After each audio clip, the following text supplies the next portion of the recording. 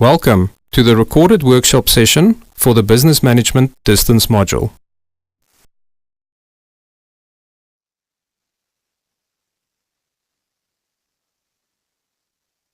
Anything, you can just mute it if you want to break. Okay, it's fine. Good day, everyone. I hope I find you well. My name is, sorry.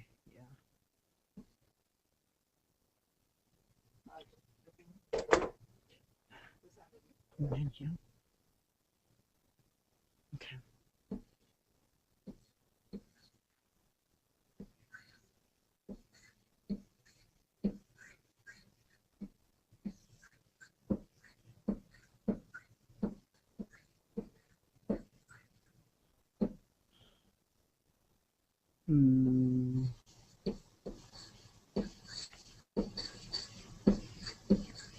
This one is my contact email address.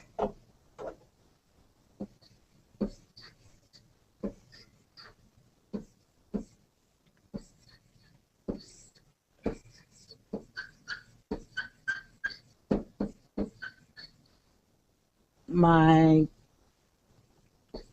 contact number, though I prefer to use an email, but this is my contact number. Okay.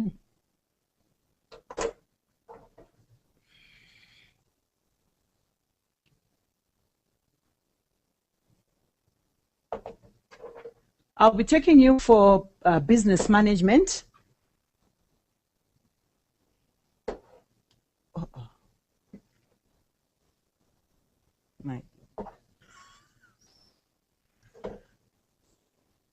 My finger, sure, because this one won't work.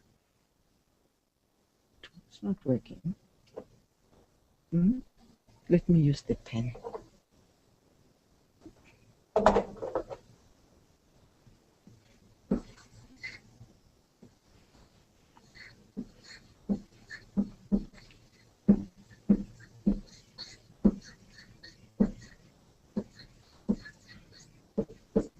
And the code is BM,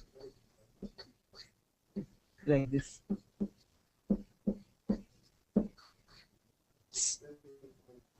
Oh, it's fine, thank you.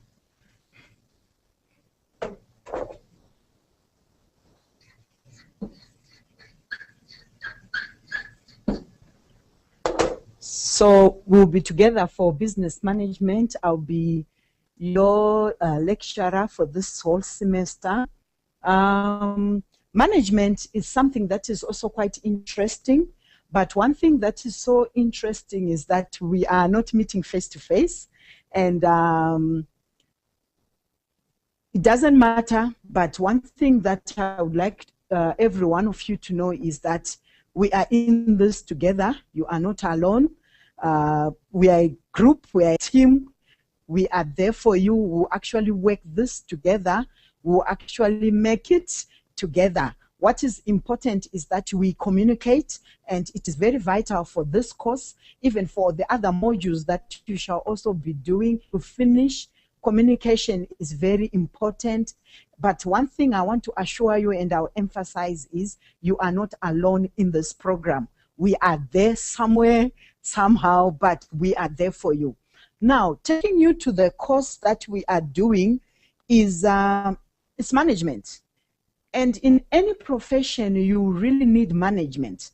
And before we talk of any profession, we are managers both at home, we are managers of our lives. You see management at play in all spheres of our lives. Now, one thing that you need to understand is that even if you're an engineer, you need a component of management. If you're a marketer, you need a component of management. If you're a doctor, you also need management. Now, the question also will go back and say, what then is management?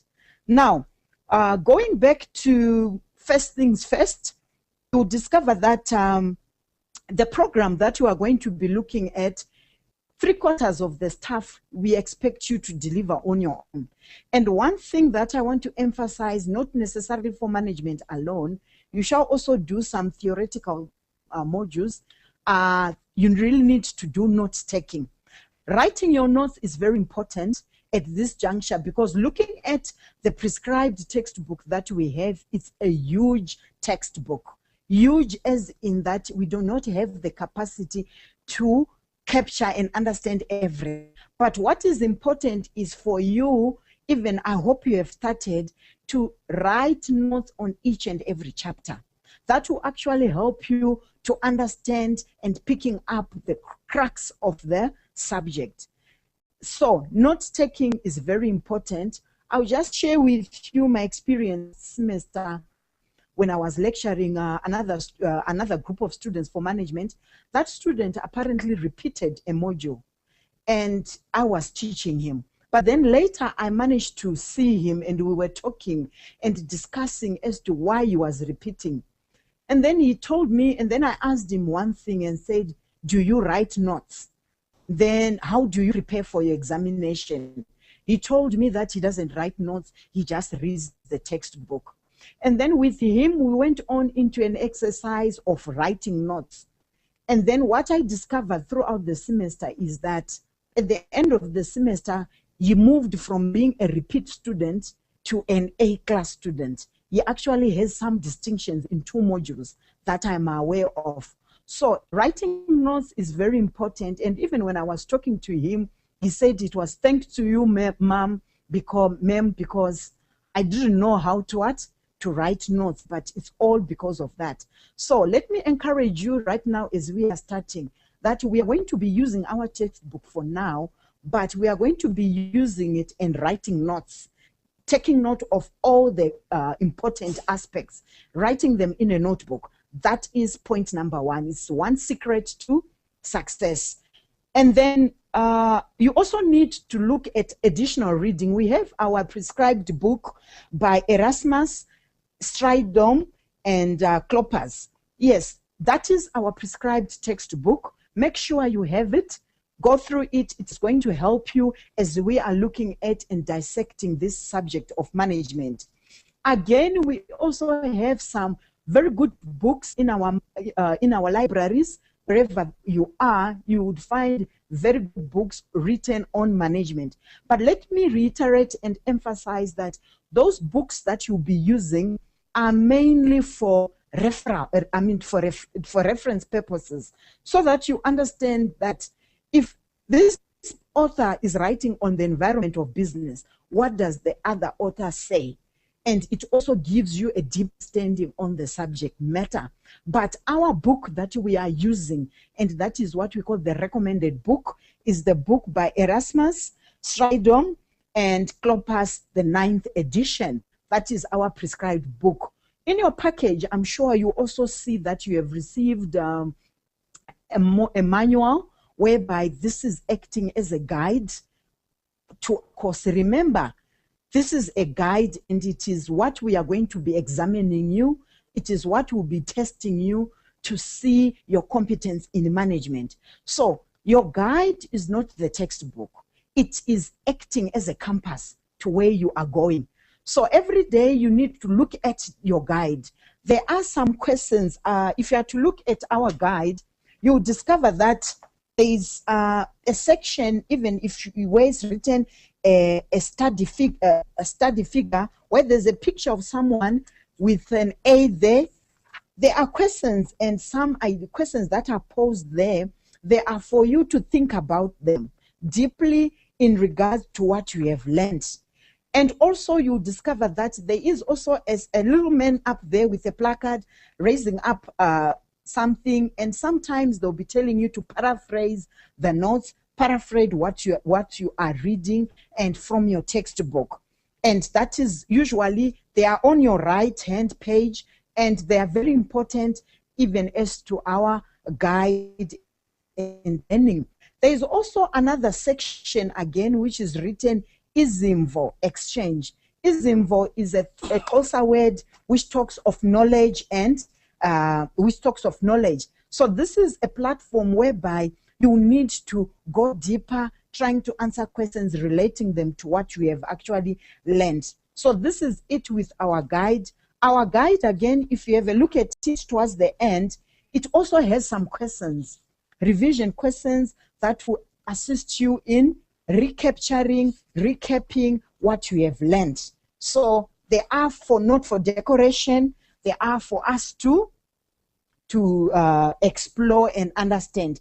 Another thing that I also need to mention before we go into the today's business is about the assignment. Looking at our assignment, it is, if you are to look at the introduction of your course, there is something, that a table that is showing you that we have an individual assignment that has got a weight of 30%.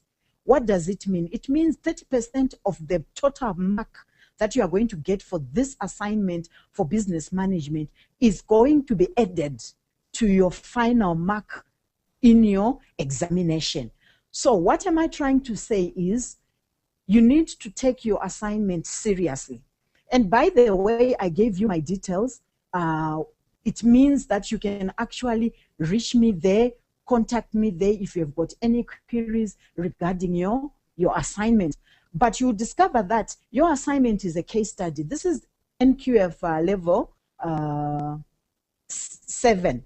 So NQF level 7 is a very high level, which requires you to be able to think deep on matters, be able to analyze and come up with decisions. Hence, you will see in your assignment, we have got a case study. So this is a scenario that is really happening at a certain company. And then there are questions that you are given, and you are supposed to answer them incorporating the theory that you had and that you have learned of management. So even at work, we are not going to talk about the theories of management, but we are going to link them to real life situations and be able to make decisions. So as a manager, you are always making decisions. So the case study there is going to train us and groom us to be better managers wherever that we will be, setting up our company or working somewhere, making decisions. We make decisions every day. So this is it with our assignment. If you have any queries, any support that you require, please do not hesitate to contact our offices. We'll be there to help you.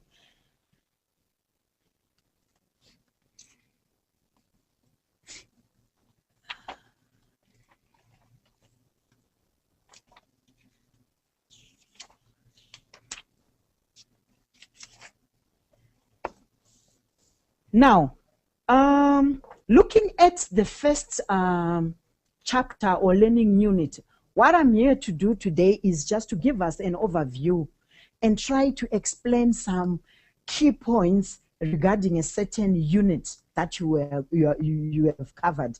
But if you have questions, other questions maybe that of aspects that I have not addressed, or something that you feel I've explained and you have not understood it, please do not hesitate. Pose your question, write to us. We'll be able to give you feedback. Now, looking at the business world and the business world and management, this is the learning unit 1, right?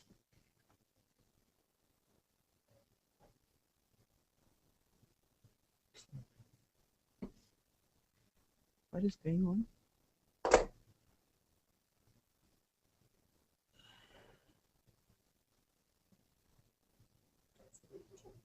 Yeah. Okay.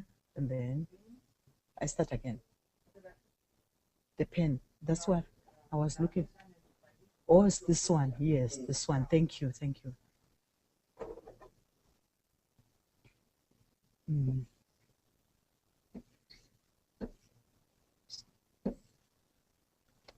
So our learning unit 1 is the business world and business management. The business world, I'll just write it in short. Business world and business environment. Now, it is good to talk about business, and it is good to talk about the world, But now we are saying there is a world that exists, and this is the world of business. And we are saying, how does it link to the business environment? When we are talking of an environment, we are talking of a certain conducive or a certain situation that surrounds whatever that is happening. But what we are now talking of is a business environment.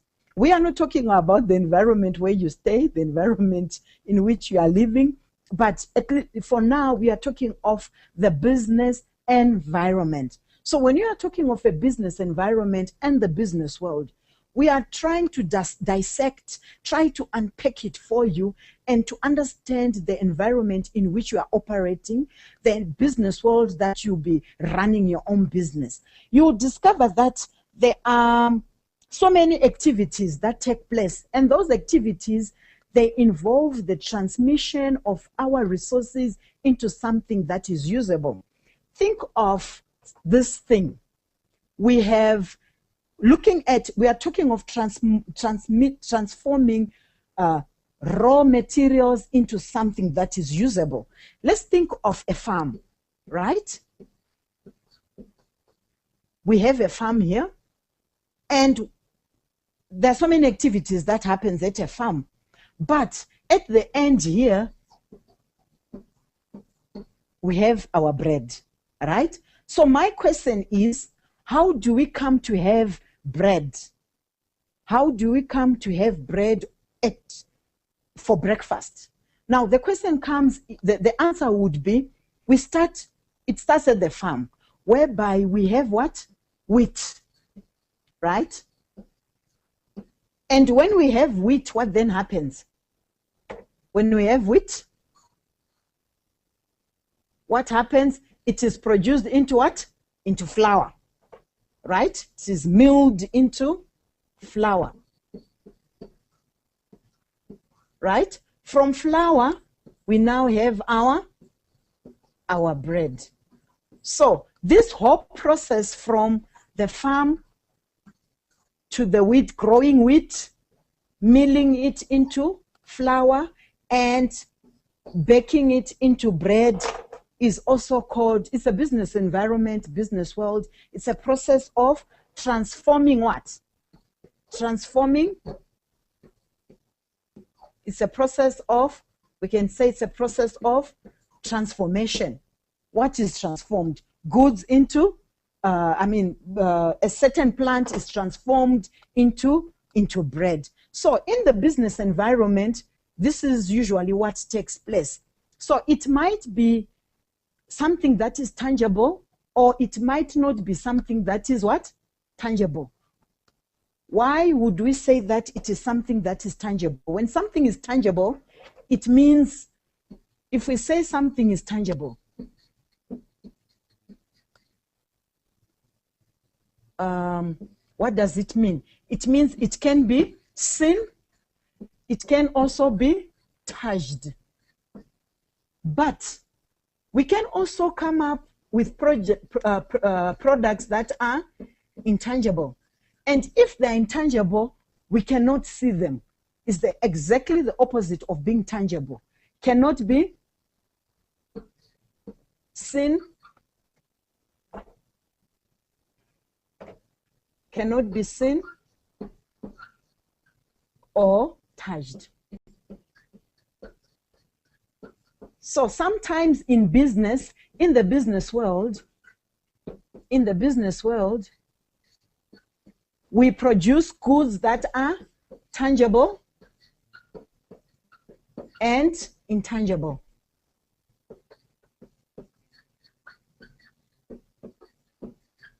And these are goods and services. So a company or a business can offer certain goods or can offer what? Services. For instance, what we are now doing at Rosebank, we are offering you a service. We can not see or touch what we are offering.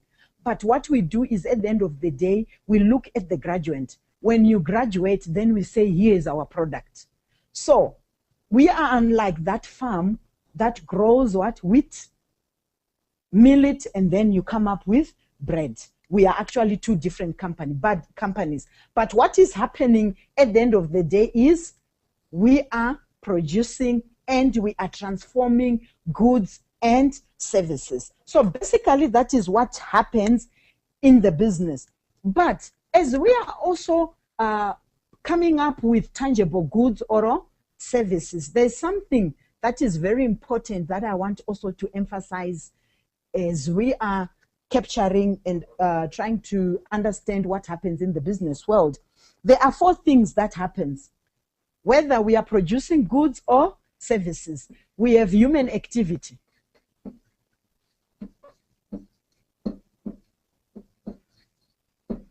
Right? That is number 1.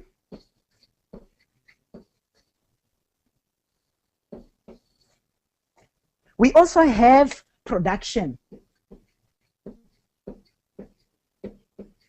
And there's also exchange of what? Goods. Exchange of goods or services. And then there's also profit. Right, one thing you should understand next year, I'm sure, one of the semesters you shall be doing economics.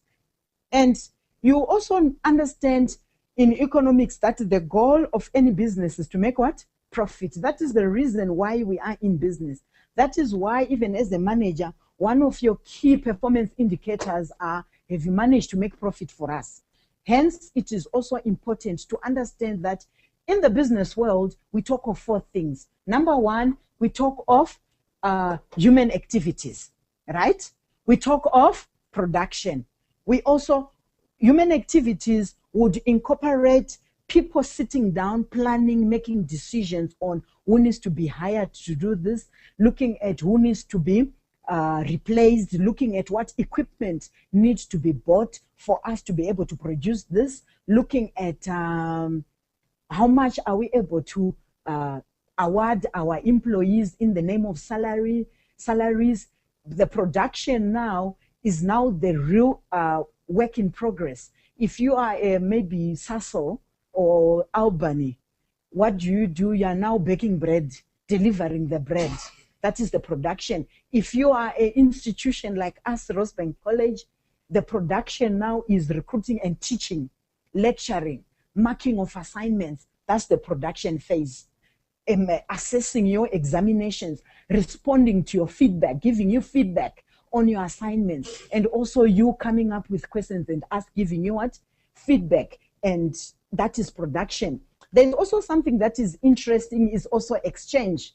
Now, when you're talking of exchange, if you are that company that is selling tangible items, you have your goods stored in your warehouse, but will it be of any good for you if you are to manufacture, store them in your warehouse without what?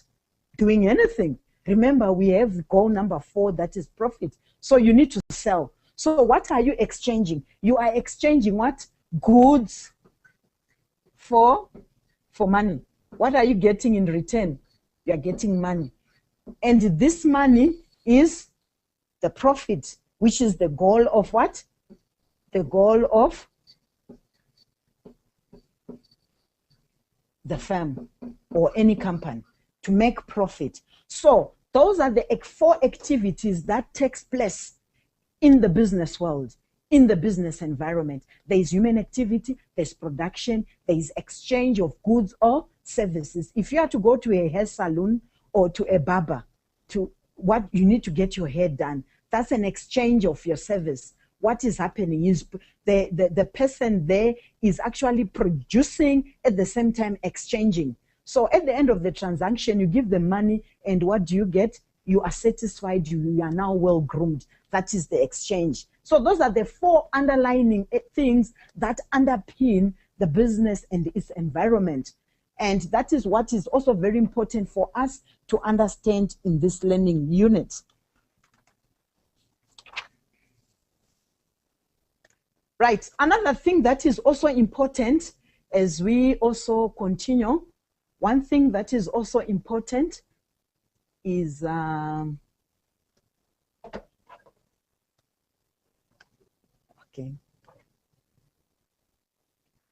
another thing that is also important is to ensure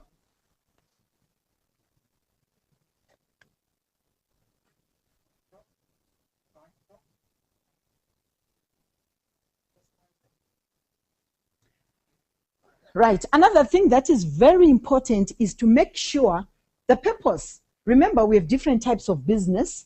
I'm thinking of so many business that I have now that we come across. I've talked of a hair salon, right? Another type of business may be a retail what? Retail shop. Let's talk of a college or university.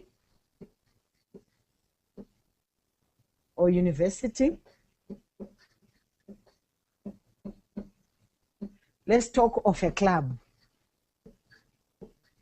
Right.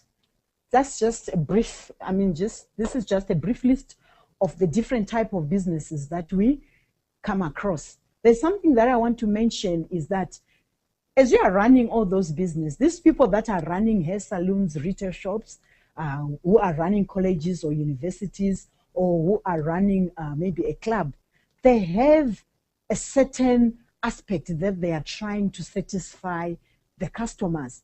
So if we are assuming ourselves as the owners of the business, you need to ensure that you offer a product that is satisfying their customer. So if you are working in a salon, hair salon, and you are the owner, the question that you should always be asking yourself and answering is, am I delivering a service that is that is satisfactory and that satisfies my customers? If it is a retail shop, am I offering goods, a wide array of goods that my customers want? And at the point of delivery, are they satisfied? College or university, am I offering programs or degrees that are required by the market, the industry, and also do we have students to train? And are they satisfied with the product that we are delivering? If it is a club, it's an entertainment, are they being satisfied with the package of your club and entertaining? Hence, you need to come up with a package that is satisfying. Now, when you talk of satisfying, it brings us to something that is also in your textbooks, that is Maslow's hierarchy of needs. Now, when you talk of Maslow's hierarchy of needs, I'm sure it's not the first time for you to hear about our needs. Human nature, the way we have been designed, is that we aspire for things and we desire to have this. And once that thing has been satisfied, this is according to Maslow, it has been proven over time. And we now understand that there's a tendency, there's something that is born of us, that if we are actually given this opportunity to get this, once we have it, we tend to want something else. And once we reach that stage, we tend to go to another stage. So in your business, even as you are a manager, you need to understand that there is a tendency of people, human beings whom we are serving, not being satisfied once and for all. They are satisfied today, tomorrow they're expecting more from you. Now, if you are to look at, even in our guide, we have our hierarchy of needs, which looks at, I'll just list what we have there. We have physiological needs,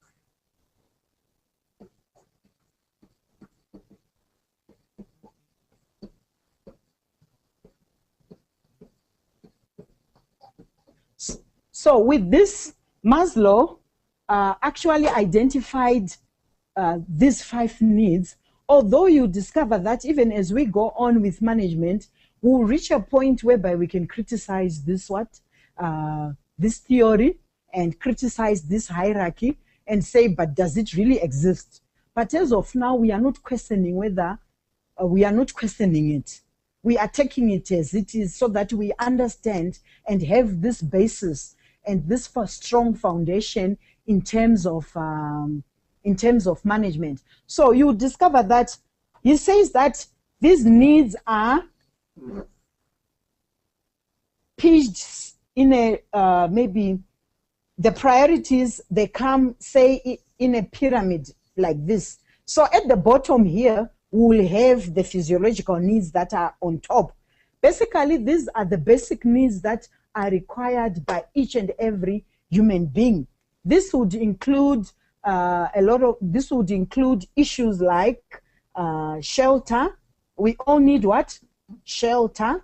This also includes water, and this also includes food. All these are basic what? Needs, right? But other authors, like as I was saying, they also write and talk about what? Sex, whether it is a need or a want. Now, we need also to separate between a need and a want. A need, a want, this is something that you can do without, right? I want to go to Durban. I want to go to Malaysia for holiday. But if I don't go to Malaysia, it doesn't mean that life stops. But if it is now a need, it is something that is very important to you, to the extent that if I don't get it, things will really get bad. That is why we talk of shelter. We also have water. We also have food. If we starve you of water, food, and you also don't have shelter, there are so many things that can actually befall you. And a lot of people, we really argue on this subject on sex. I don't know whether it's a need or a want. I will just throw it back to you. Think about it, and we can actually pose questions and regarding that. But one thing I know is from most of the classes that I've had, the very moment I come to this, others will tell you it's a real need. Others will say, you know what? It's a want. And I always pose a question. I don't know whether you'll be able to answer me, is that, have you ever, I've seen an ambulance rushing with someone to seeking medical attention because they didn't have food. I've seen and heard of people dying of starvation, but I haven't heard somebody who has actually died and who was buried because of lack of this 3-letter word. So I don't know, but it's up to you to judge it as a what? A need or as a want. Security needs are some things want. So Maslow was saying that after we have received those physiological needs, there's a tendency of people saying, you know what, I also need some form of protection. I also need to understand that, you know, life, I need to be assured of tomorrow. That is why we look for a job. Some of you, you are studying, you want to start your own businesses, or you want to grow in your career. The reason is you are trying to satisfy the second stage, security needs, so that if you have a dozen number of kids, 12 kids, you know, you are assured of their education and everything. So all those things, they will affect you. But once you are assured of that, what happens? You need social needs, social needs. I was reading one book in psychology. They say human beings are social animals. We need people around us. We need to belong to somewhere. We need to be associated with a certain group of people. That is why even in today's secular world, we have different type of music. Someone would want to be associated with gospel music. Another one would say, I don't listen to gospel. I go the rock way. Others will say, mine is hip hop. Others will talk of Paito. So it's all in the quest of trying to belong somewhere. Esteem needs also, they are somehow different. There's a faint line between the esteem needs and the social needs, but the esteem needs also looks at you as an individual. We also have self-actualization. After everything has been said and done, even in our profession, we really need to show who we are. We really need to realize the potential that is built within us, and not to realize it. Sometimes it really affects some of us. That is why you discover that when all these 4 stages have been reached, you will hear people now saying, now I'm going to be the next president of South Africa. The reason is we have reached a what? Self-actualization stage. So when you reach this stage, what happens is you really need to show what you are made up of, right? At this stage, some begin to be entrepreneurs. You begin to be entrepreneurs. There is not enough space here. So you find some people thinking of being entrepreneurs.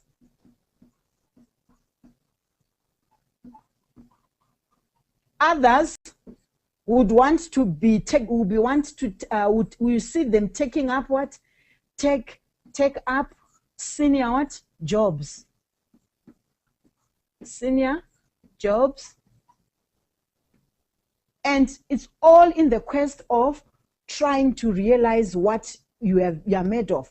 Others, you see them coming up with new ideas, inventing things. It's all in the quest of self-actualization. So in the business, you really need to understand the importance of this hierarchy of needs.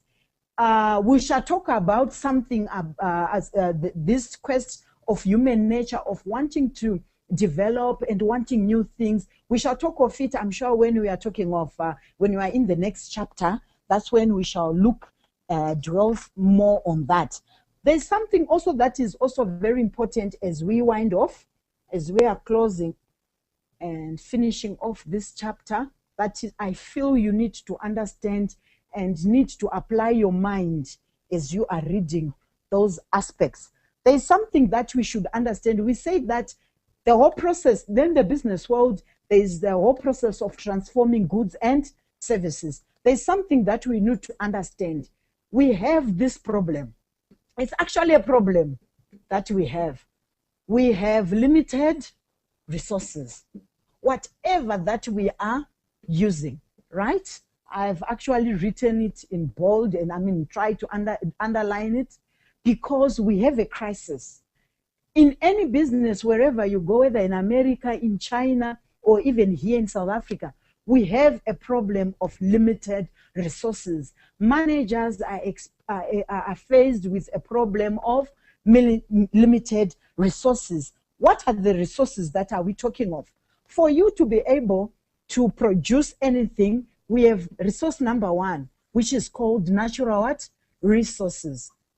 Natural resources, right? We also have another aspect that is also very important is human what? Resources. Human resources.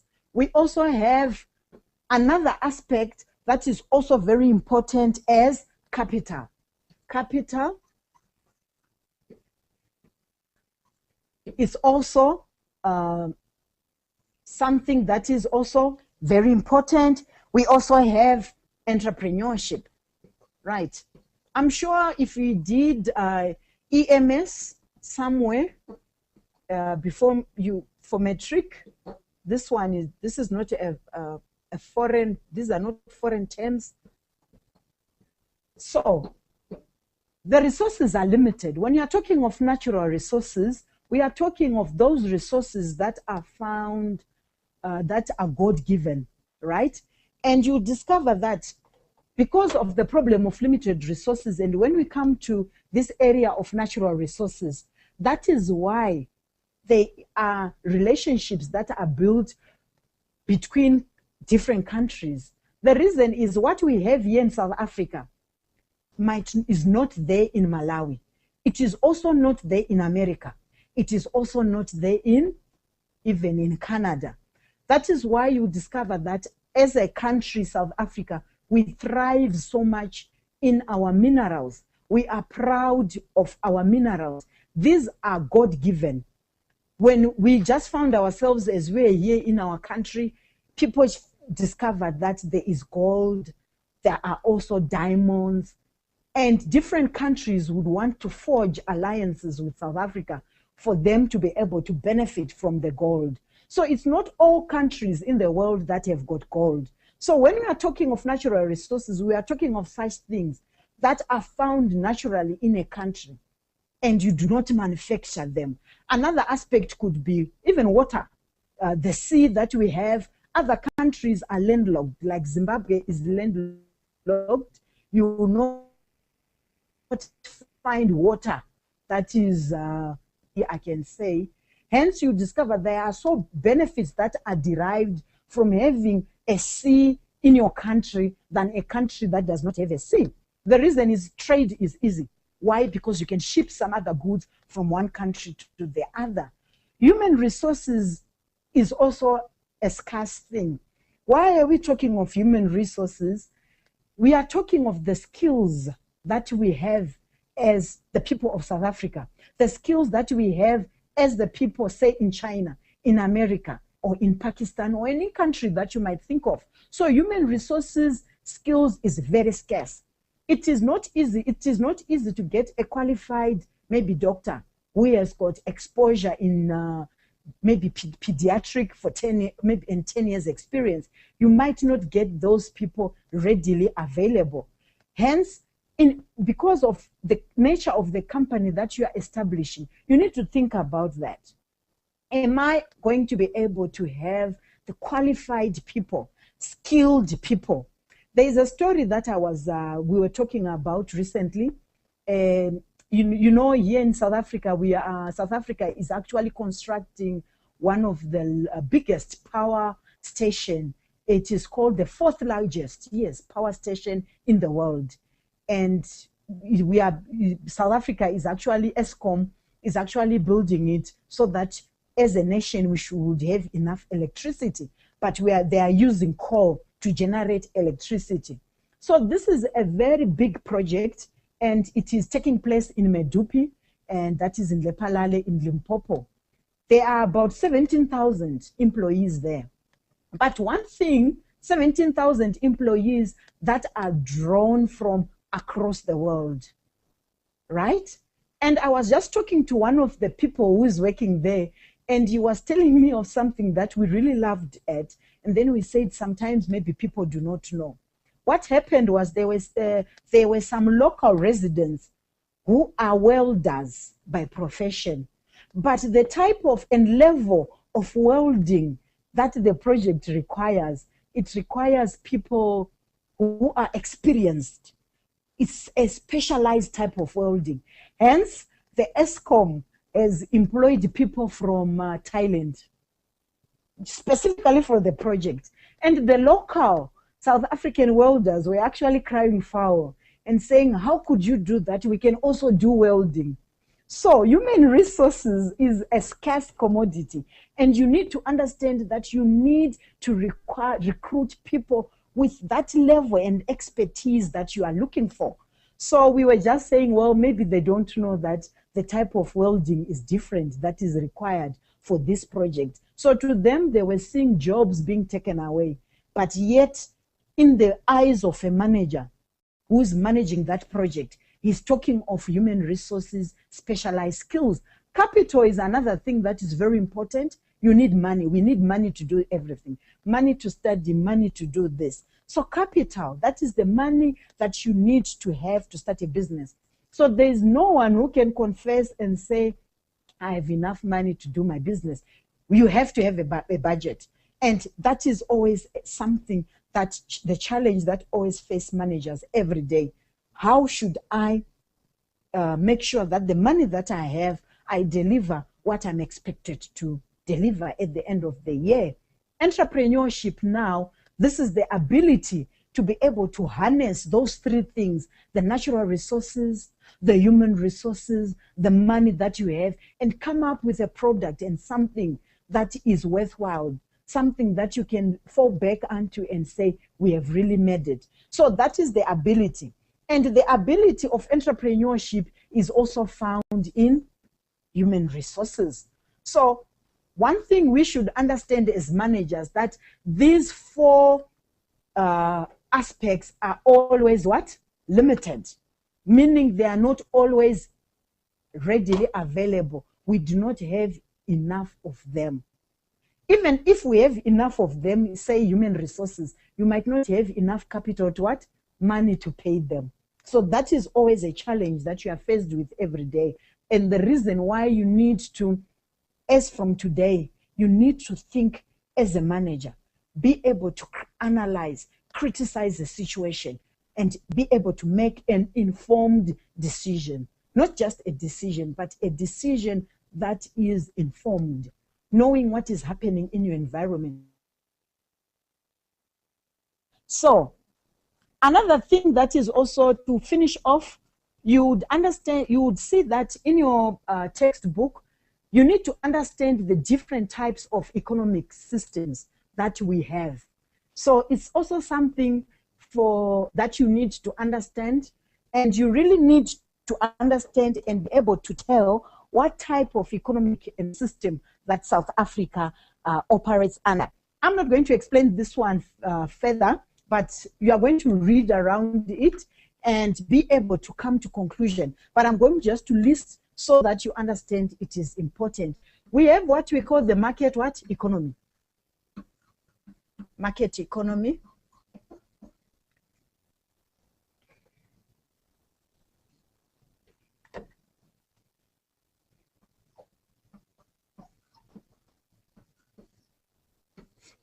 We also have what we call a command economy.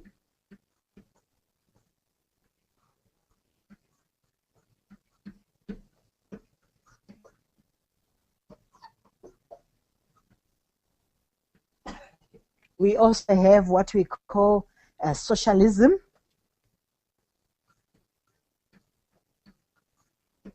All right.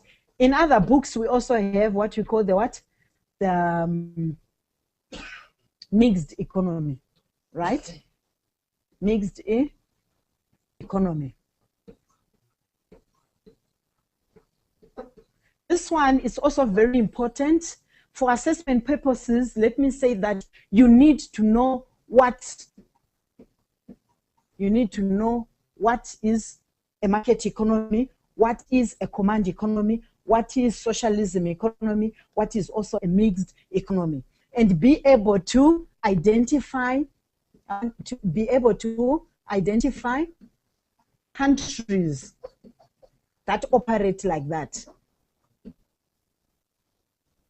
Identify countries that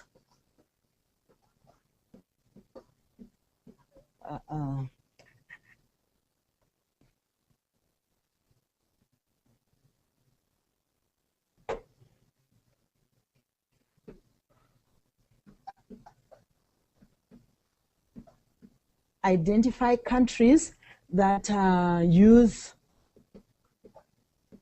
a particular system, is it? Yes, a particular system, a system referring to one of those fours, and how it operates.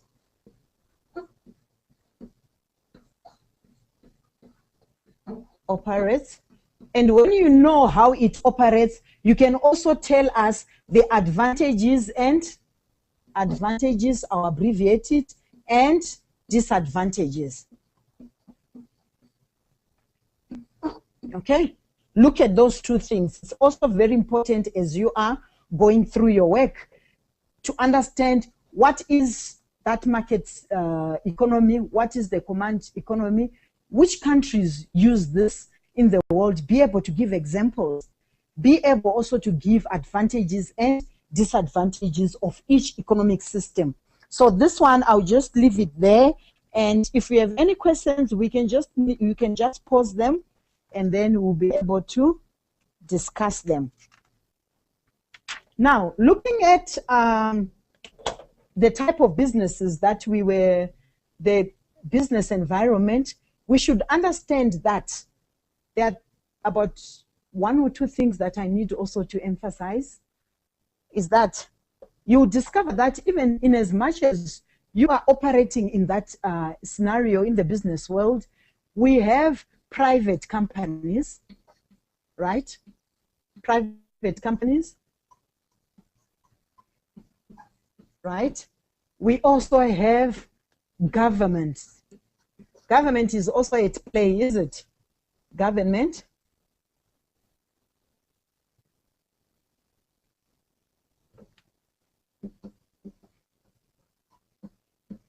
We also have non-governmental organization.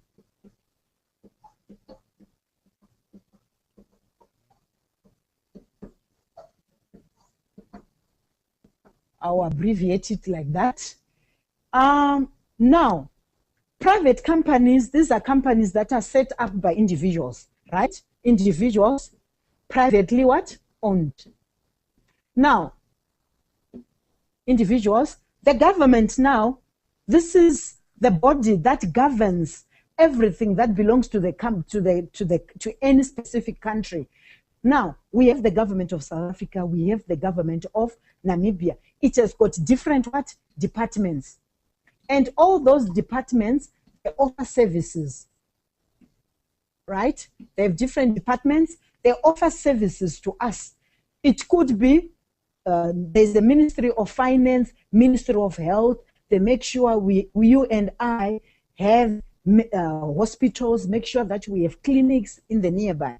Ministry of Education makes sure that we are trained and properly registered college are in operation. And if they are operating, they make sure that they are following the certain rules and regulations and policies that are set by the government. So it's also an institution. Decisions are also made. Money is also involved. They also need human what? Capital. They also require entrepreneurship. They need capital. They need natural resources to be able to deliver that. Natural resources, if it is a government department, any government department, it will need land for it to build its offices. So that's another aspect. We also have non-governmental organizations. We also call, some will call them what? The NPOs, meaning not for what? Not for profit making organizations. They do exist just to offer support to the society. This can exist in the name of pressure groups. Pressure groups. And when we talk of pressure groups, we are talking of institutions like Lifeline. Yes, we have Lifeline, right?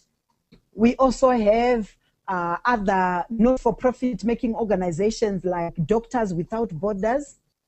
Doctors Without Borders.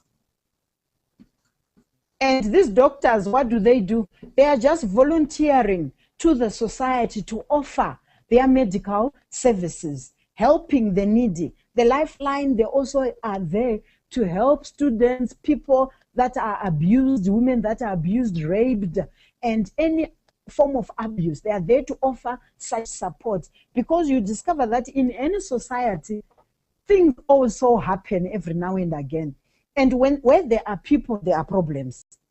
And sometimes these non-governmental organizations, they are there to make things happen and to improve the welfare of people. There are also non-governmental organizations that seek donations, right, and help the street kids. They seek donations and help the needy in the society, drug addicts. They help them so that they can actually do away with the use of drugs. So organizations, they manifest themselves in these three spheres wherever you go, in any country in the world. We have private companies, we have government companies, we also have non-governmental organizations. But whether you are working in an NGO, whether you're working in the government, or whether you're working in what? In companies, in private companies, the basis, the theory is still the same, but it's only the environment which is slightly different. But decision making is the same. the challenges that are faced with the private company are similar to the challenges that are faced with a manager for a non-governmental organization. Now, you discover that business management is actually, and there's also something that is also very interesting about business management, and purchasing of goods, materials for a company. It manifests itself in general management. You also see management in marketing. There is also financial management and public relations management. It's still management. Now, to finish off this chapter, you discover that there are also some recommended activities at the end. And one thing you need to understand is you need to just to summarize, if I'm to summarize what you have done, is you discover that in this chapter, if you are to read more in your textbook, we looked at that resources are limited, the business environment and is underpinned for activities. There's the human aspect, and there's also the production aspect. There's also the exchange aspects of goods and services. And then with that, we also have the different types of economic systems that operate in a country. And usually with those economic systems, they really affect the economy of the country. You shall learn more about the economic systems of a country when you are doing economics. But for management, we are just having an overview. So this is it with our chapter 1 or our learning unit 1. Now, we'll move on to our learning unit 2, maybe after a short while.